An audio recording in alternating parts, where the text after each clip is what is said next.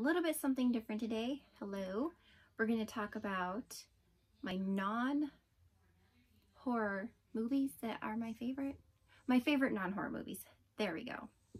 Can't talk today, so this video might just be a whole mess. Sorry in advance. First one, we got Practical Magic.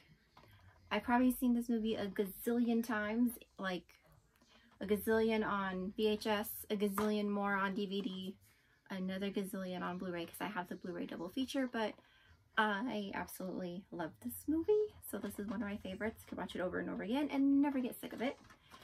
Know it by heart by now, I'm pretty sure. We got The Mask of Zorro. Basically anything with Antonio, I'm gonna love. But yes, this one, is this the first one? Yes, it is. This one, love this one. Then we got Wayne's World and Wayne's World 2. I think over the summer, like there was a whole month where this is all I watched.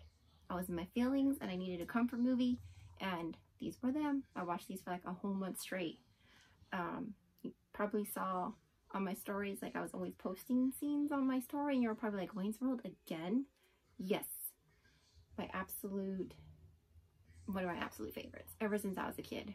I can quote this movie front, back, side, however, but yes, me and one of my good friends, like we always quote this movie to each other.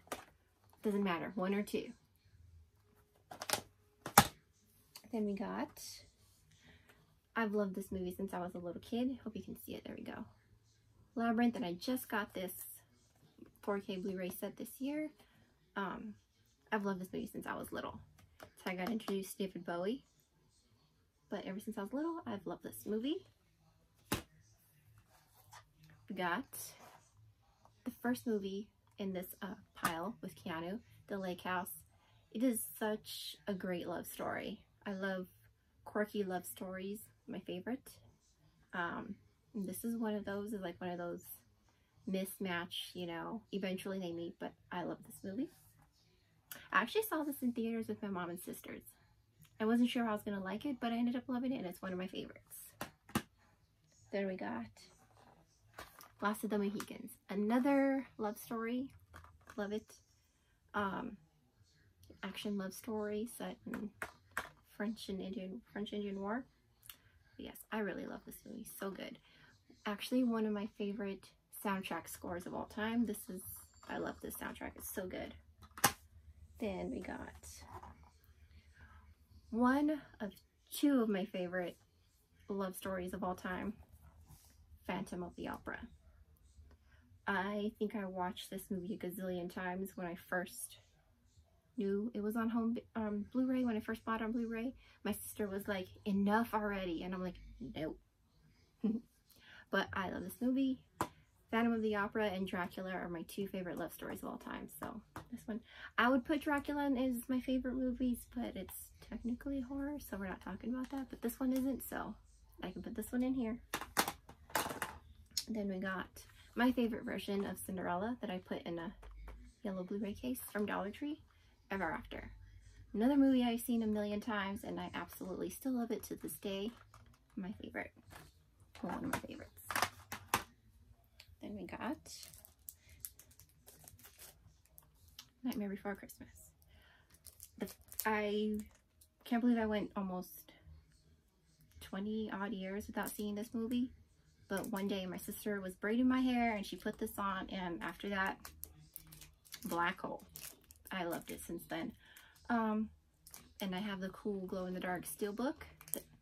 Can't believe I actually found this. It was just sitting on the shelf all by itself and wanted to go home with me.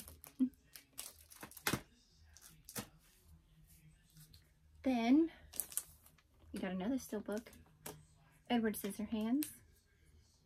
Another weird love story, you know, love story, unrequited love, because they don't live happily ever after in this movie, but I do. I mean, basically love almost all Tim Burton, but this one is one of my favorites. And then we got Pretty in Pink. Love this one. I always have. It's my favorite of the John Hughes movies, Pretty in Pink. So I had to have this one. He's kind of a jerk. But yeah. I don't know. There's just something about this movie that I love. So it's my favorite, Pretty in Pink. Another favorite, 80s favorite, Valley Girl. What can I say about this? It's just, I mean, they're totally opposite. You got, you know, the Valley Girl, and then you got Nick Cage. Here we go.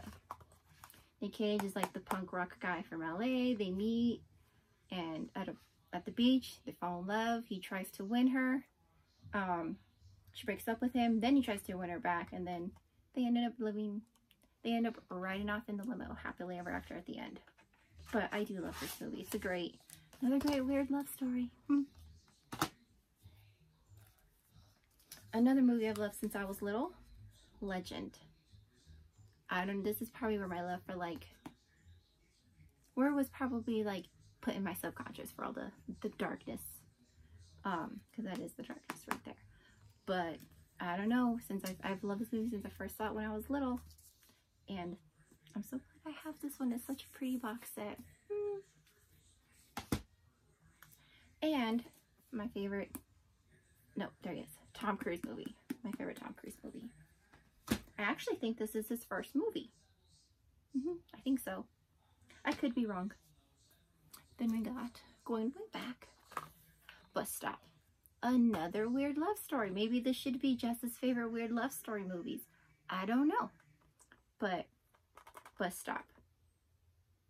I don't know. She's singing in a club, and this cowboy, just like falls in love with her, and she doesn't want nothing to do with him, and he chases her throughout the whole movie, and finally at the end, when he decides, he's like, okay, I give up. I won't pursue you anymore. Is when she finally falls in love with him, and they live on the ranch happily ever after. But like I said, weird love stories. I love this movie. Then we got a couple more. The other Keanu entry, Hardball. Just got this. That's why it's still in the plastic. I mean, if you've not seen this movie, you need to watch it. Make sure you have a box of tissue when you do, because you will cry. It's such a good movie. I totally recommend this, and it's probably one of Keanu's best, I would say. Then we got Life as a House.